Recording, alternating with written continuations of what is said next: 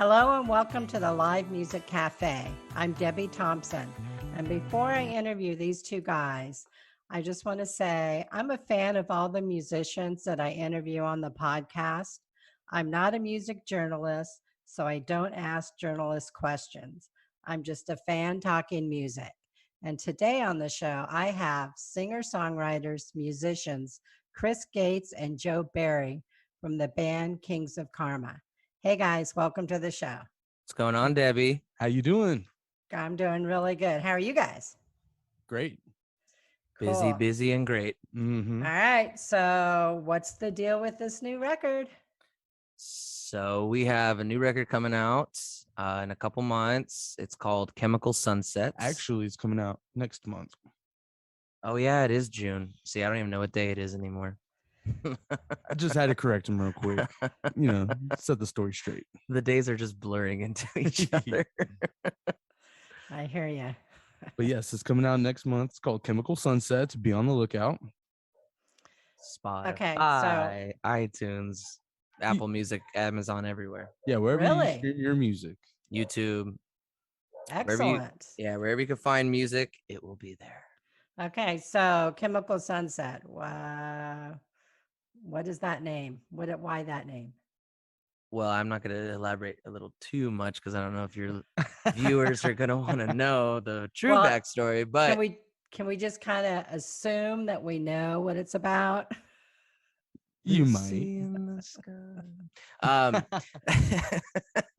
It was actually the image of the cover that you'll see is the whole idea was in my head during a spiritual outreach.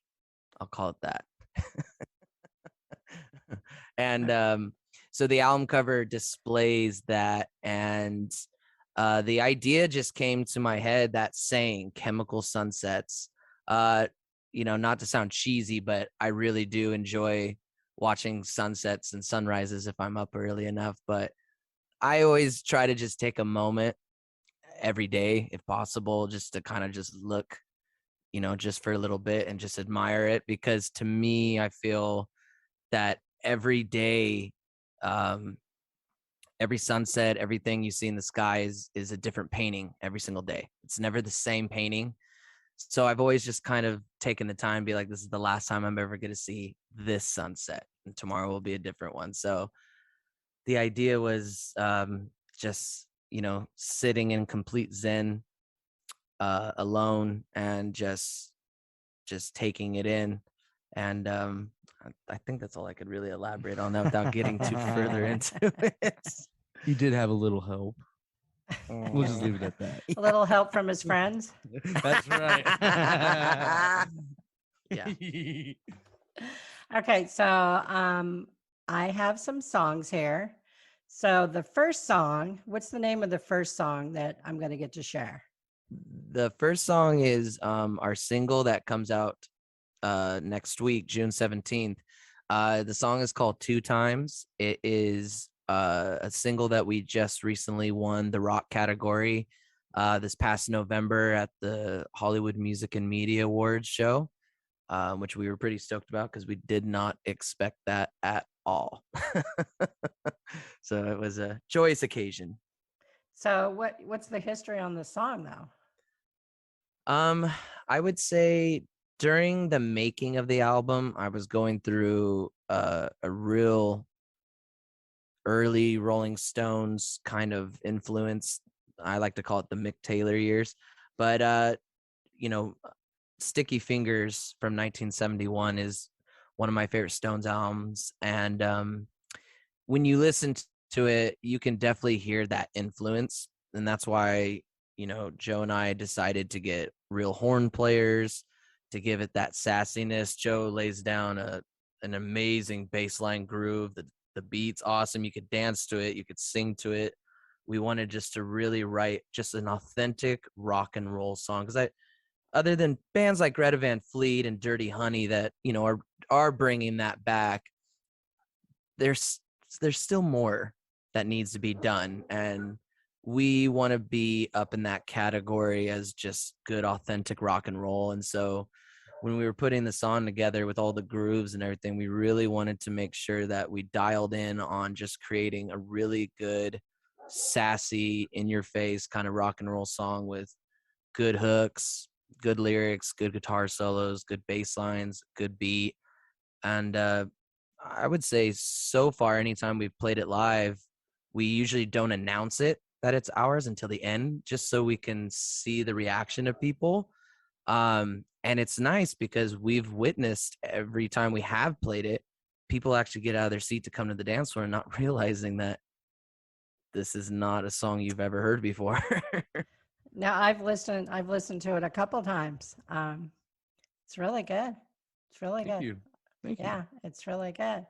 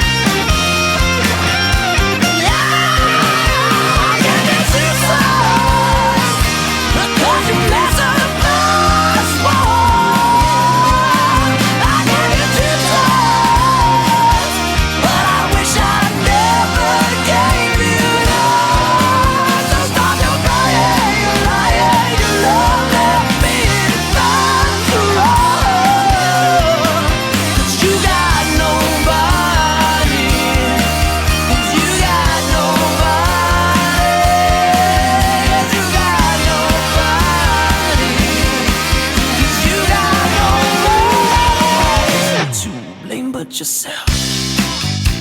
Woo! When nobody else. Ooh, chicka, chicka. Yeah, yeah.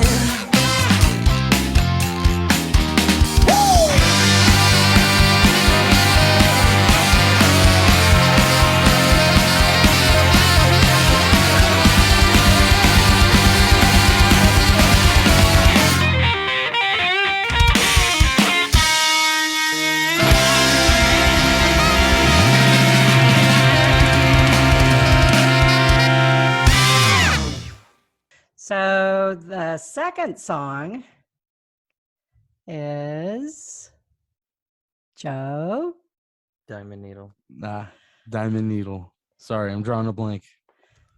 No, and so I listened to that song too, and I love the beginning of it. That's how the song was written. So into right that there. stuff, yeah. So tell me about that song, Joe.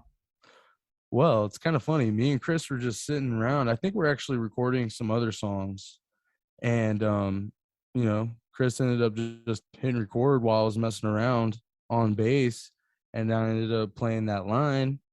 And Chris is like, dude, keep doing that for a little bit. And so I did. And then Chris took it and he structured some more chord changes, yeah. like more chord changes and progressions in it, and really put his touch on top of the whole thing. And, you know, that's what came out of it.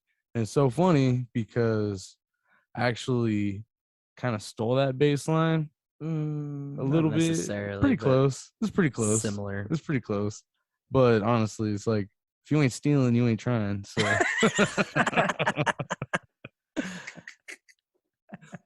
It has similarities, but it's still different. Yeah, the song itself is a totally different song from where the inspiration came from, so to say. But So- it was cool because yeah, like he started that bass riff that you hear in the beginning, and that's why, you know, when we started writing the song, that's why I wanted to make sure that bass line is what starts the song, because that's what inspired me immediately in that moment to start writing an E minor and then going into different chords. And it's cool because Joe it's kind of like when you listen to like Billie Jean by Michael Jackson, it's that steady bass line. And that's the kind of drums that I wanted. I wanted that really tight beat with that bass line. So, and I wanted that to almost kind of be like on a loop, because all the chords that I'm doing, like the whole song's just really in E minor, and he's pretty much droning an E minor while I'm changing chords within that family. And it just kind of harmonizes, and just like it complemented itself. And that's how we've always written songs, though. It just like, it starts off with him just, you know, messing around, and then boom. Yeah, 10 minutes later we have a whole song. Yeah, be just like a cool little intro riff, and then it just fucking blossoms from there. It's pretty cool. I like how dark it was. It's really dark, but it's really ravishing and beautiful also. And the idea was, I really wanted to get real strings, so we hired a guy named Daniel Pena, and he's very talented, and he writes orchestrated music, and he plays most of those instruments. So I had him come into the studio, and I had him do literally 11 different tracks of different harmonies and strings, so he sounds like a big orchestra. So there's 11 string instruments on it, cellos, violins, and all that, but it's just literally one guy just recording himself 11 times with different things, and it just created this big sound.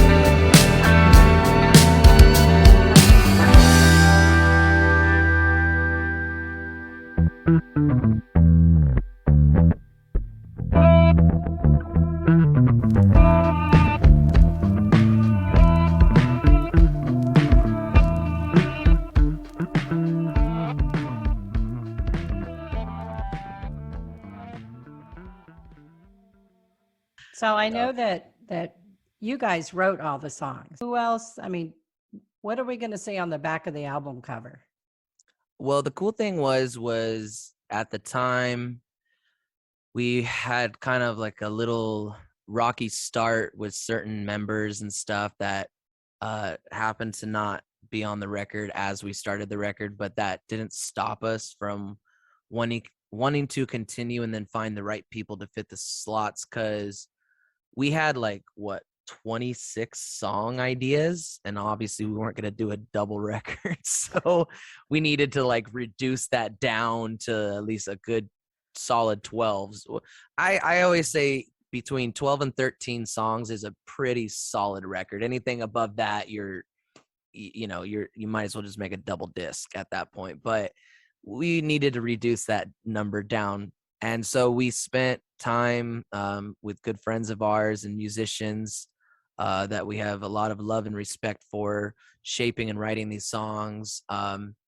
We have our good buddy Spencer Nicholas that definitely helped us out on a good, I would say almost half the record, just helping co-write songs and laying beautiful guitar riffs and guitar ideas down, and that definitely helped. So we just said, no, we're going to continue to move forward with that.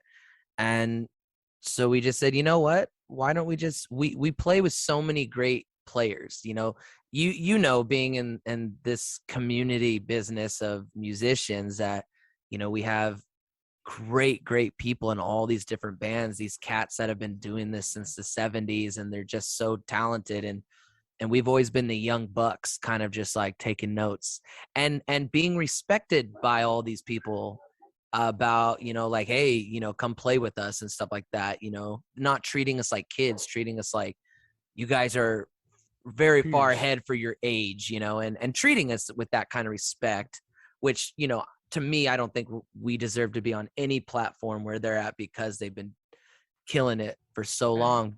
But it was always something we definitely admired from all these great players. So we just definitely said, why don't we just invite all these people we get to jam with live at the wineries and all these cool shows. So one of our really good buddies that we played with for years, his name is David Henderson, and he is such an incredible drummer.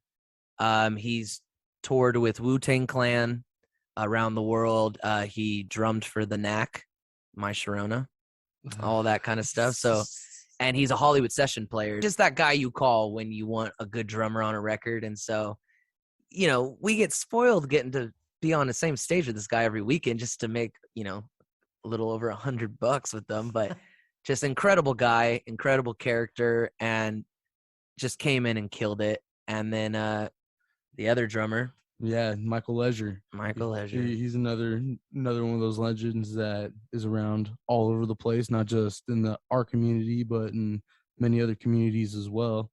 He constantly tours with Walter Trout.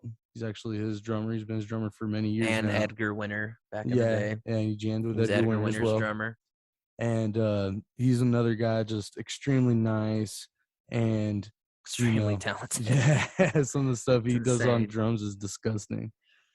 It's almost crazy. like fangirling, like when we were in the studio, it's like, this is our art, so we're like, I hope you do it well. But in the end, it's just like, we chose you because we know you're going to do a great job. But we're just sitting in the studio, just fangirling out, because these guys are incredible. You know, at the end of the day, we're fans.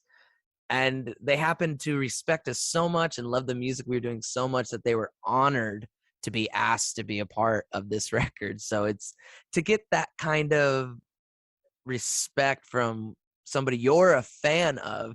It's incredible, man. It's such an incredible privilege and honor to be standing in a platform with all these guys and getting treated with respect like you've been in the industry for like 30 years, It's incredible. That's exciting. I mean, that's, at our age, I mean, I don't want to call us groupies or anything, but sometimes I go and hear musicians play and they're really good, and I'm like, wherever you play, I'm gonna go. You can't help yourself. I mean, these guys are just incredible, and they might not be A-list celebrities, but I mean, these guys have played on records that you love, and they've played with all the A-list celebrities and stuff, and they're just, to me, they're famous in my mind. They're famous people in my mind. Right. And what's cool too is now you are in their mind. Yeah. They Yep. know who you guys are. It like I said, it's an honor. It really is. That's to super cool. be rubbing elbows with these guys. Anybody else you want to mention on the back of the album? I do.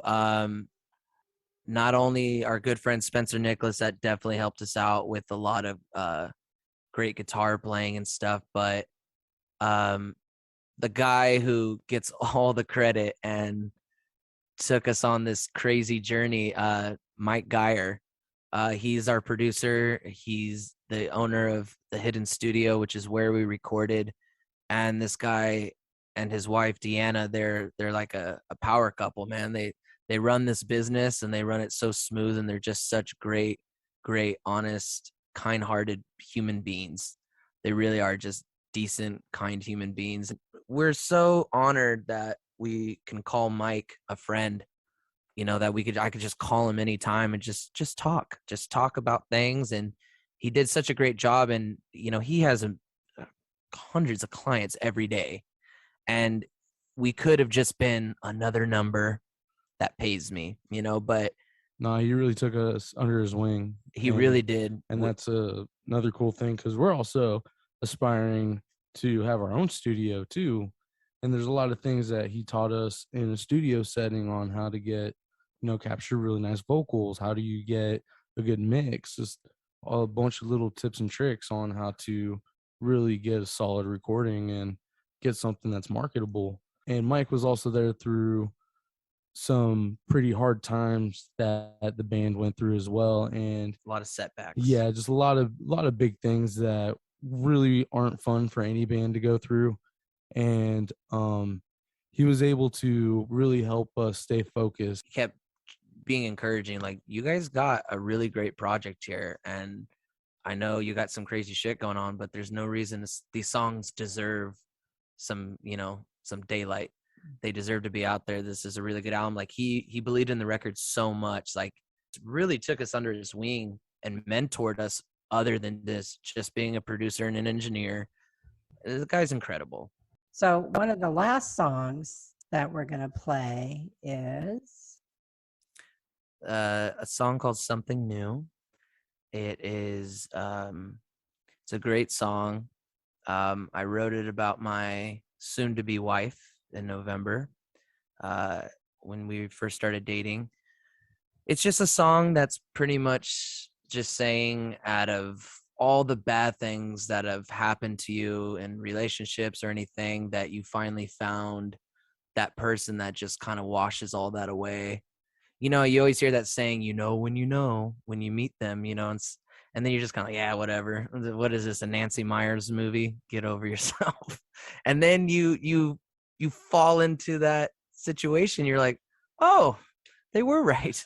This person really does change your life and just shapes you into a better person. And they turn you into something new.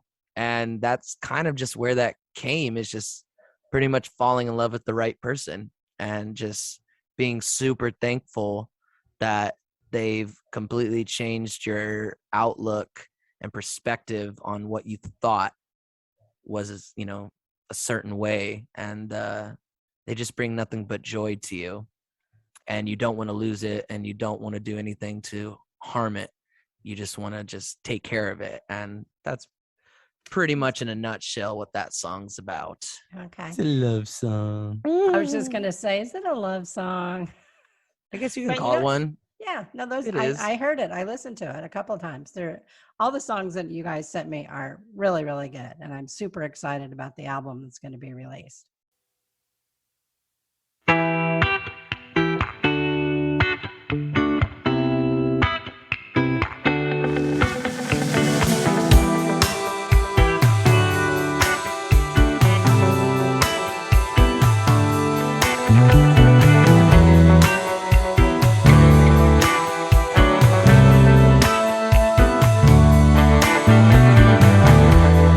Is this it?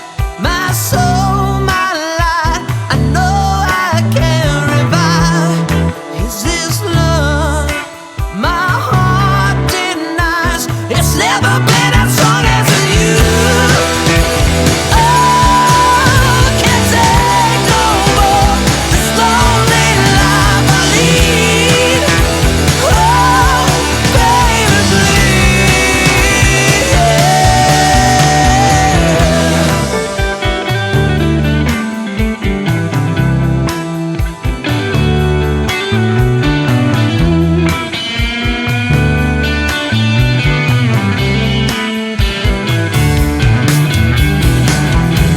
I fell through the fire that burned my love. It tore my love apart. You were there to aspire. Through the ashes you grew something new. Oh, can't take no more. Oh, my baby blue. Hey, I'm counting on you. You stole my heart's now yours. You fold the cards I played. If I go back, it fades to black. It's all for you. You make me feel something new.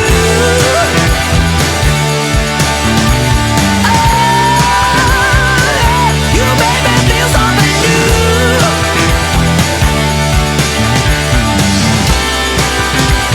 Oh, you make me feel something new.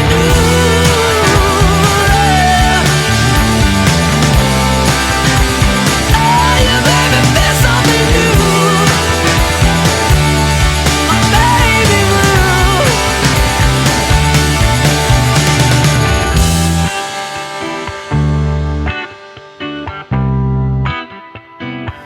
You make me feel something new.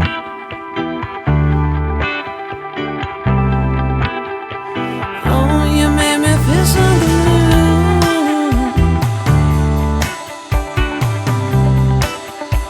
Yeah, you made me feel something new.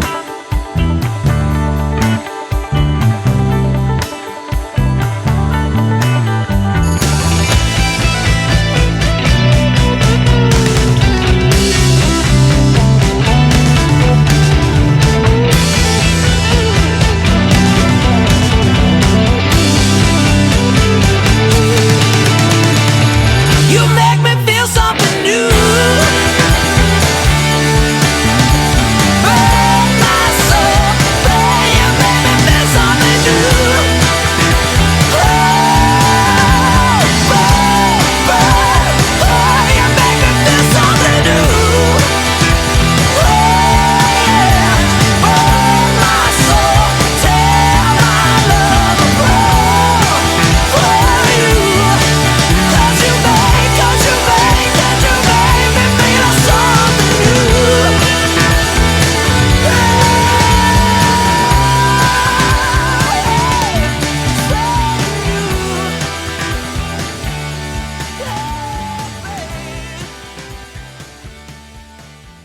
So you're releasing a song June 17th or the Yeah, okay.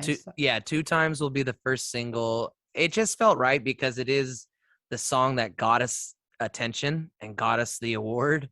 And it really is that one song on the whole record that really just kind of stands out as just like, holy shit, this is awesome. It's just, this is a good rock and roll song. And like I said, it because I was having such a Stones influence, it really does give you that, original but familiar feel. Right. And yeah. So we can find you on Facebook, Kings of Karma. Yep. You can find us And- on Instagram at Kings of Karma_official. Okay. And then we also have a link tree. You go to Linktree's Kings of Karma. Okay. That has links. Make sure you put your Linktree link on your Facebook page. Definitely. Anybody else you want to thank? I definitely want to thank my fiance Jennifer, who's been very, very supportive of us, and she's done so much for us. She pretty much, plays our manager, and it's been really nice. Got us into the Hollywood music and media and media awards show. She linked up with the guy, showed him our stuff. He's like, holy shit, this has to be in the show. And he pushed it through, and then it happened to win. So she is the Sharon to my Ozzy, pretty much. So definitely want to thank her for the support for the band and just all of our families and our friends who have supported us no matter what. This was a cool interview. I am looking forward to getting it published, and your new music is coming out June 17th. And The new single 2 Times will be out June 17th. Spotify, Apple Music, iTunes, all the music Amazon, channels. Okay. YouTube, anything, Deezer, everything you can listen to music on, it will be there. Okay. Very cool. Thank you guys for taking the time out to be on the podcast. Well, Thank you. we wanted to thank you too, Debbie, because for at least the past, almost 3 years we've known you, you've been beyond supportive of us. You've always come to shows. You've always filmed. You've always, done shout outs, even every day, weekly, every time we share flyers we're playing, you post you're sharing it. our flyers. You know what I and mean? stuff, You've too. been a huge support to us too. And so we want to thank you and encourage more people to checking in on what you're doing, because it's not like you get paid for this. You're doing this because you're passionate about everybody, and you're just passionate about spreading the word, Yeah. music. And you've really helped grow that community in Temecula, and Temecula's starting to turn into the past few years, it's blowing up into a huge music scene. Yeah, where it's cool. being referred to as like, oh yeah, the Temecula music scene is, it's hot right now, and it's people like you that make it into that. So we want to thank you. Thank you for so doing much. all this. That's very cool. Well, thank you. All right, guys. Thank you so much, and enjoy the rest of your evening. You too, Thank Debbie. you. Thank you again. Good night. Good night. Woo!